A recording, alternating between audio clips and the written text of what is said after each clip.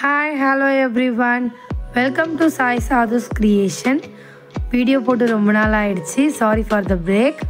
நம்ம கண்டினியூ பண்ணலாம். நம்மளுடைய பிரேஸ்லெட் கிளாஸ் 4 பார்க்கலாம் வாங்க.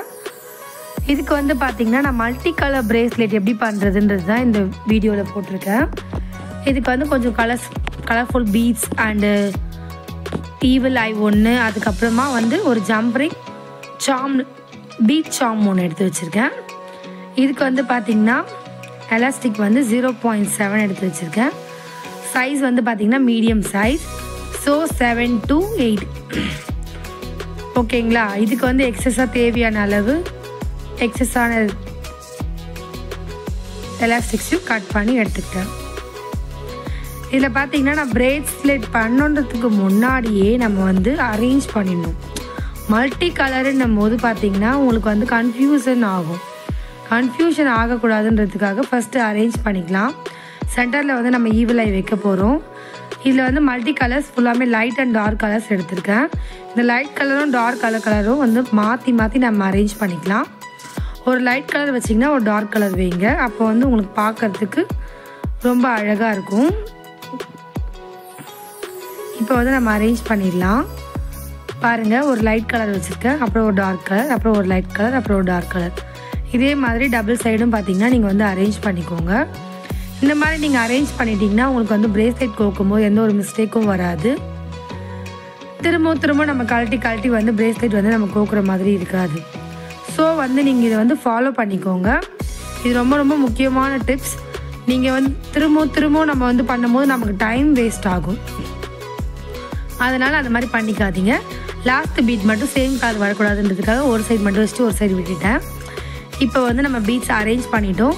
இல்லை உங்களுக்கு கலர் ஓகே அப்படின்னா நீங்கள் அப்படியே கோத்துக்கலாம். இன்கேஸ் உங்களுக்கு பிடிக்கல அப்படின்னும் போது நீங்கள் இப்போவே வந்து கலர்ஸ்லாம் சேஞ்ச் பண்ணி வச்சுக்கலாம். இதுக்கு தான் வந்து நான் வந்து அரேஞ்ச் பண்ண சொல்கிறதே. நார்மலாக ஒரு பிரேஸ்லெட் பண்ணுறோன்னா ஒரு 10 to 15 மினிட்ஸில் பண்ணிடலாம். பட் மல்டி கலருன்னும் போது கொஞ்சம் டைம் எடுக்கும். அப்போ வந்து நம்ம வந்து சும்மா அரேஞ்ச் பண்ணி கழட்டி மாட்ட முடியாது. அதுக்காக தான் இந்த ஐடியா. இந்த டிப்ஸ் வந்து ஃபாலோ பண்ணிக்கோங்க. இப்போ எல்லா பீட்ஸும் நம்ம வந்து கோத்துக்கலாம். கோத்து முடிச்சாச்சு. கோக்குறதுலாம் போட்டால் உங்களுக்கு வந்து போர் அடிக்கும். அதுக்காக தான் வந்து கொஞ்சம் ஸ்பீடப் பண்ணிட்டேன்.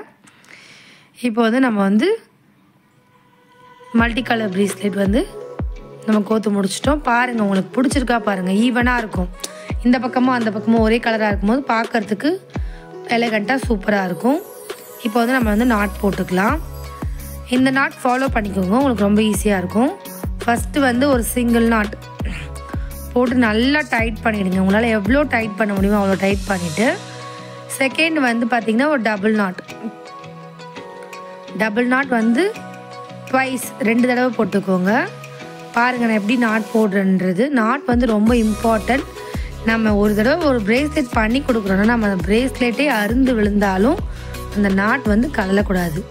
அந்த மாதிரி இருக்கணும். அதனால் நீங்கள் வந்து அதை வந்து எப்பவுமே ஃபாலோ பண்ணிக்கோங்க. கஸ்டமருக்கு வந்து பாரு அவங்க நல்லா பண்ணி கொடுத்துருக்காங்க அப்படின்ற மாதிரி அவங்களுக்கு தோணணும். திரும்பவும் ஒரு டபுள் நாட் போட்டிருக்கோம். நம்ம வந்து single not double not twice போட்டிருக்கோம். இது வந்து பார்த்திங்கன்னா ரொம்ப ஸ்ட்ராங்காக இருக்கும். நம்ம ரொம்ப பயப்படவே தேவையில்லை நம்ம அருந்துருமோ அப்படின்ட்டு.